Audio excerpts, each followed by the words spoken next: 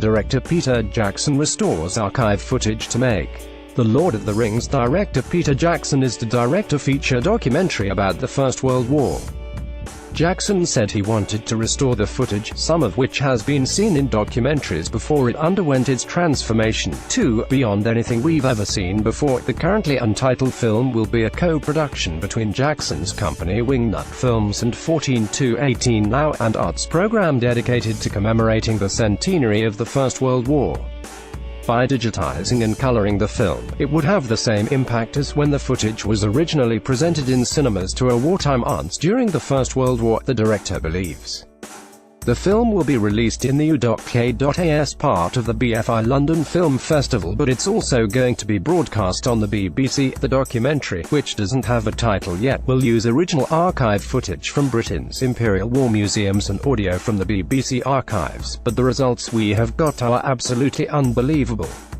It looks like it was shot with high-definition cameras. It is so sharp and clear now.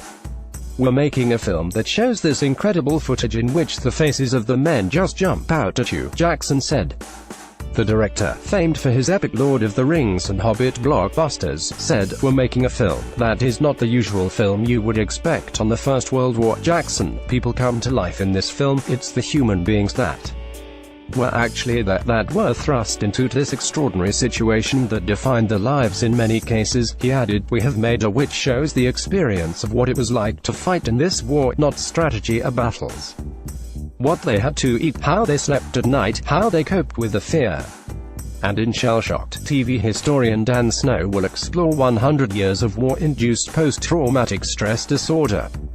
BBC4's Britain's Great War: The People's Story will retell accounts of the war from the trenches and the home front, using a collection of interviews from hundreds of survivors. They include a mass participation artwork on the 10th of June marking the act that gave the first British women the right to vote, Rachel Whiteread casting the inside of a Nissen hut and placing it in a Yorkshire forest where a prisoner of war camp was located, and Danny Boyle creating a mass participation project across the UK on the 11th of November, Armistice Day, with more details announced closer to the time. Details are yet to be announced, but it will invite people across the United Kingdom to take part.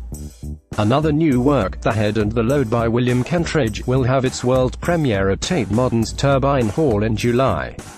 And the multi-screen installation African SONR will remember the African men and women who participated in the 1914 to 1918 war.